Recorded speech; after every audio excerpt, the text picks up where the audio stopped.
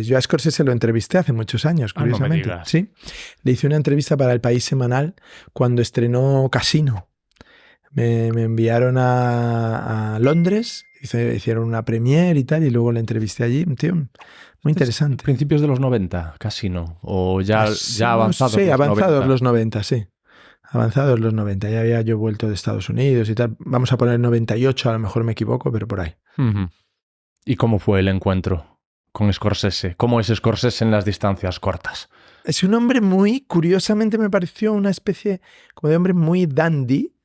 En el sentido es que es un tío que la primera impresión que tienes, o sea, igual que tú habrás tenido conmigo aquí la impresión de un tío en camiseta y jersey y tal y no sé, yo con Scorsese tuve la impresión de que era un tío que llevaba la chaqueta más alucinante del mundo, con el chaleco más alucinante del mundo, con el pasador de corbata, los gemelos, tal, las gafas, más tal, el pelo cortado, tal. Me dio la impresión como que había mucho nivel ahí de cosmética, ¿no? Qué curioso, porque no es alguien... No. Tengo la imagen de Martin Scorsese en la cabeza perfectamente, y no es alguien a quien yo atribuiría la categoría de dandy o de alguien especialmente quizá elegante por eso o preocupado. eso me llamó la atención, quizá porque no me lo esperaba. Me esperaba algo más de contracté, así. No, eso luego hablamos muy bien. La verdad es que yo creo que estuvo bien porque yo había leído en alguna entrevista yo había editado, yo tengo una editorial de libros de cine con mis hermanos, y el primer libro que sacamos en esa editorial hace muchísimos años ya, que es una editorial que se llama Plot, eran unas conversaciones con Martin Scorsese en el momento en el que él estrena After Hours, Joque Noche. Es decir, un tiempo antes de todo eso.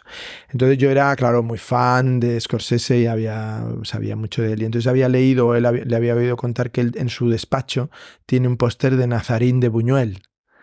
Y entonces con esa excusa pues empezamos a hablar de Casino, obviamente, ¿no? Desahogas un poco el lado promocional. Y luego le digo, bueno, me han dicho que tienes un póster de Nazarín, de Buñuel. Sí, tal. Y entonces con la cosa de, obviamente, español, Buñuel, tal, no sé qué, pues la conversación fue muy... A ver, es un cinéfilo empedernido, ¿no? Es un tío con el que puedes hablar de películas todo lo que quieras, ¿no? De hecho, hay una serie documental, ¿no? Creo sí, que tiene dos. Es Scorsese hablando de películas y de cine. Son preciosas, además. O sea, te recomiendo especialmente la del cine italiano, que dicen que se la hizo un poco Suso Cecchi D'Amico, que era una gran guionista italiana, y que él, digamos, fue el director. Pero es una selección, se llama Viaje sentimental a través del cine italiano. Te digo mal el título, y es una preciosidad de película, porque le gusta mucho el cine. Y luego tiene una igual sobre el cine americano, que quizá es menos sorprendente porque sabemos más del cine americano que del italiano, pese a ser vecinos, pero recomendable total.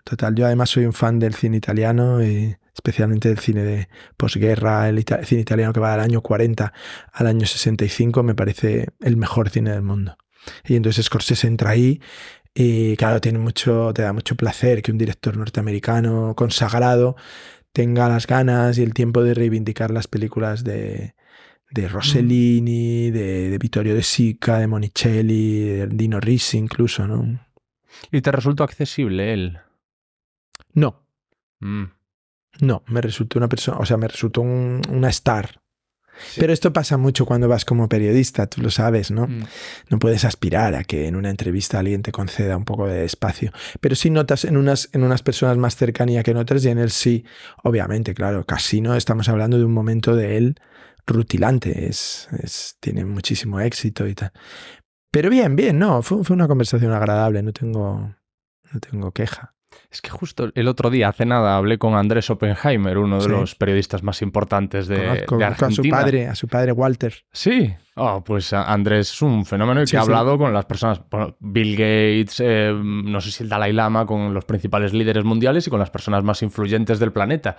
Y en un momento dado, creo que fuera de micrófonos ya, me mencionó una charla que tuvo con Shakira, en la que Shakira estaba completamente entregada, que se generó una química espectacular y que tenían una grabadora también. En cuanto pulsó el stop de la grabadora, y me decía, tío, fue alucinante. Fuera. O sea, como que de repente, como si hubiese estado hipnotizada durante la charla y le hubiese hecho el hipnotizador al acabar. 1, 2, 3, despierta. Y de repente ya, seria completamente, se levantó sin despedirse. Claro, tienes que pensar que Shakira es una súper profesional, ha sido artista infantil, juvenil, entonces sabe perfectamente manejar seguramente, claro, ¿no?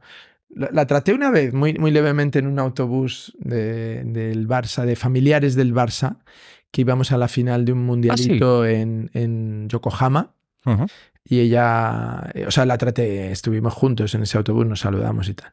Y siempre me llamó la atención cómo cojones se había metido en esos pantalones, ¿no? O sea, es decir, alguien tenía, es decir, ¿qué fue antes, el pantalón o ella? O sea, cómo se había embutido porque es muy pequeñita pero muy, muy rotunda. Y entonces cómo estaba metida en unos pantalones súper ajustados, vaqueros, rosa y tal.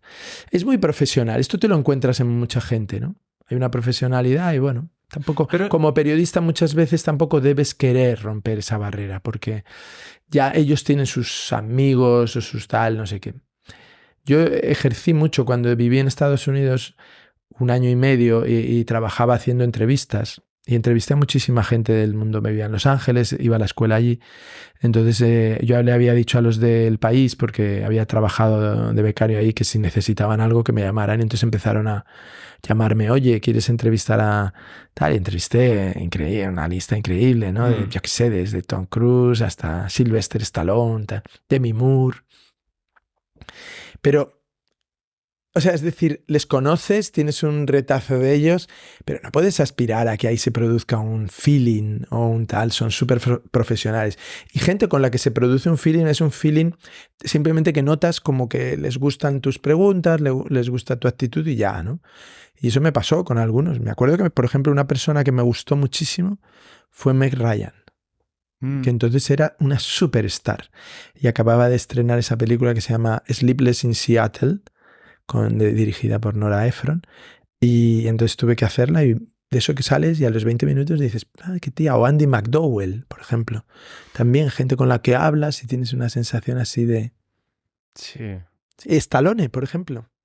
Stallone fue una gran entrevista Stallone, y me pareció un tipo muy divertido, simpático, accesible. Es que, pero entiendo que como periodista uno tiene que estar relativamente preparado para que eso pase, pero es descorazonador. Yo también, cuando me lo contaba Andrés, le decía, yo también lo he vivido, Andrés, sé perfectamente lo que es eso. Y es descorazonador porque no necesariamente espero que después de esta charla tú y yo seamos súper amigos, pero sí decir, joder, ha habido una química, y si cuando le doy al stop tú cambias radicalmente, la energía de la habitación cambia, yo ya no voy a decir que ha habido una química increíble, aunque lo hubiese durante la grabación. El sabor de boca que se me queda es, me han engañado, ¿sabes? Me han roto el corazón.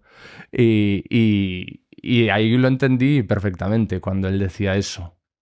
¿Pero por qué es eso? Al final quieres que se cree algo. Sobre todo yo, en este formato quiero que se cree algo bonito y que haya una conexión. No vengo con una batería de preguntas a hacerle a David Trueba. Quiero que lo pasemos bien y que seamos amigos, aunque sea pues un rato. Sí, bueno. Yo creo que aquí en Europa es más fácil.